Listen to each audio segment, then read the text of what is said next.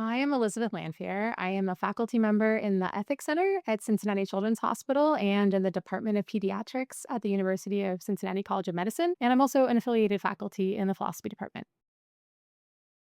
My research is really situated as a philosopher who works in a hospital, and it's a unique place from which to do philosophy. The experience of working in a medical center informs the philosophy I do, and the philosophy I do informs the work I do in the medical center. So, part of my job is to provide clinical ethics consultation to patients, to families, and healthcare workers in a healthcare setting when they have an ethical question or dilemma in a patient care situation. And out of that work, I do some amount of scholarship and research on clinical ethics consultation. So I have a body of work that's about the practices of trauma informed care in healthcare and how that can and should be applied to clinical ethics consultation. I also do work as part of the trauma informed care task force in the hospital. So I'm really thinking alongside pediatricians and social workers and child life specialists about trauma informed practices. And I also do some of that work in the community with a collective impact organization that is called Joining Forces for Children. So that's sort of one bucket of research. Another part of my research is really thinking about shared and collective responsibility for health and healthcare.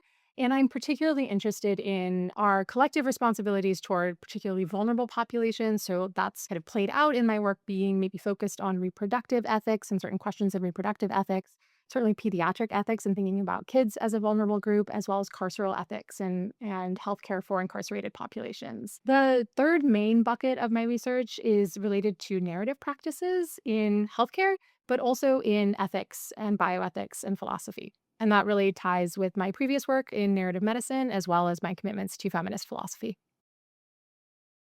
Most people will say it's the really robust presence of folks working in philosophy of science. And I agree with that, right? This is, I think, what the department is, among other things, known for. And it's really exciting to me as someone who works in a hospital and a medical center, having that connection with folks really thinking philosophically about science, understanding and trust in science, all sorts of kind of interesting conceptual questions. So I think that's one thing. I think there's a really big emphasis on pedagogy and a lot of opportunities for graduate students to teach, which is a great thing. And having had that experience myself as a graduate student, I feel like it really enables you to be a successful philosopher and future faculty member. The other thing I think that's really unique about the UC philosophy department is how engaged it is in interdisciplinary work and community work as well. So there's Pews, or the Center for Public Engagement with Science, and I'm affiliated with Pews, and it's led by philosophers, but it brings in folks from all over. I think it's 9 colleges at UC, as well as in kind of interacting with different parts of our community here in Cincinnati. So I think those kinds of opportunities are really rich, and having faculty who are cross appointed in other departments, as well as having a great roster of affiliated faculty who are working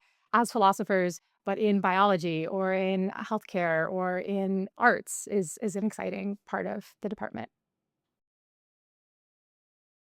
I didn't study philosophy as an undergrad or in my master's program, officially at least. My favorite course as an undergrad was a course on Shakespeare, and it's really where I learned to think critically and learn to write. But in my master's program in narrative medicine, I had the opportunity to take 2 courses taught by a philosopher, and one of them was a close reading of The Phenomenology of Perception by Maurice Merleau-Ponty. And that course is what really made me decide to pivot and apply to philosophy PhD programs and see philosophy as the place from which I could do the kinds of work I wanted to do and ask the questions I wanted to ask. So before academia, I worked in global health and humanitarian aid. And there's a strong possibility in that in some alternate universe or nearby possible world, I'd still be doing that. I did programming primarily in French speaking African countries and got to work in overseas projects. And so that is work I cared about deeply. It has a lot of resonances with my interests in healthcare access and justice, especially for vulnerable populations. But I did make a pivot and I decided to go back to school and do philosophy. But when I did that, the other thing I was considering was an MFA program in poetry. So possibly I would be a poet. And I guess that's not off the table yet. I really love the arts. So this is a hard question to answer and come up with a favorite. One thing I love about Cincinnati is how robust and rich the arts are here across a whole bunch of genres, visual, performing. It's a great place to live, I think, from an arts perspective.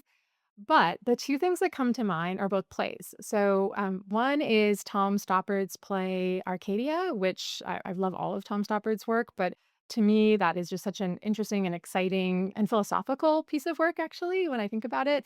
And the other is a play called Eurydice by Sarah Rule, and it reimagines the story of Orpheus and Eurydice from the perspective of Eurydice as a feminist philosopher. I love this kind of retelling of a story and thinking about perspective and whose stories are told in testimonial justice. And I think that just there's something about theater and the interaction between a piece of art and the performance and the audience that is so exciting. And it's just a great way to experience art.